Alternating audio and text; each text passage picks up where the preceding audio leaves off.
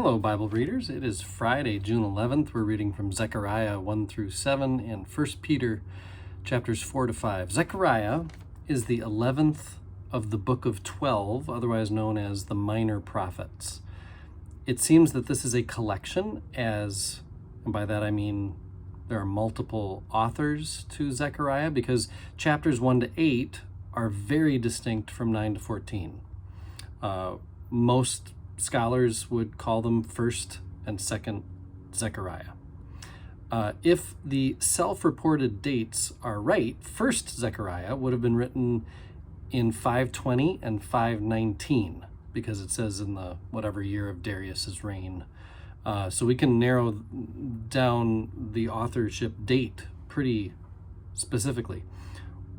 Why did Darius encourage and advocate for exiles to be allowed to return home and rebuild institutions like the temple? You may have wondered. It was designed, the idea was, if you're a conquering superpower, like the Persian Empire, why do you care if the Jews move back to their homeland from a few generations before? It was designed to create loyalty to Darius. Like, hey, I'm doing you a favor, and so now you return your loyalty to me. But not just that, it also provides a way for more imperial control, including the collection of taxes. Strong institutions allow for a greater ability for a federal or imperial government to be able to get to the people and collect money. So Darius is not just a nice guy. The temple is the administrative, religious, and financial hub of what is otherwise a farming economy where people are all over the place. So, build that temple, get that thing going so that we can get the money coming in.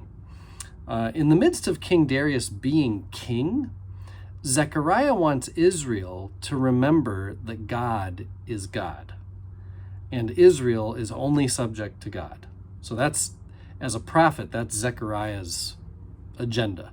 Zechariah is claiming that a huge reversal is underway, that Judah and the nations, you could say, are trading places, as Judah's community and land is being restored and the nations are being put back in their place. Today's readings are 8 visions, a prophetic answer to a specific question in chapter 7, and then statements from God on the nature and future of community for Jerusalem and Judah. 1 Peter chapters 4 to 5 are about living out salvation. There is a contrast here between living in the sphere of the flesh and living in the sphere of the spirit. There's also a contrast between believers and unbelievers, and also a contrast between past and present. It's about human desires versus the will of God. But are all human desires idolatrous? Maybe it's not the best way to understand human, but generalizing, that's how 1 Peter decides to talk about human desires, is in a negative way. The rest of 1 Peter is about remaining steadfast in faith. So as far as, the first part of chapter 4 is about living out salvation. Then we get into remaining steadfast in faith, and a shift happens from more of a sermon feel, just kind of talking about who Jesus is, who God is, to a more direct series of exhortations. Do this, do that. Judgment Day is the thing that if we were Bible studying instead of Bible reading, I'd do a deep dive on Judgment Day, because it's such an important concept to the entire New Testament, and 1 Peter is no exception.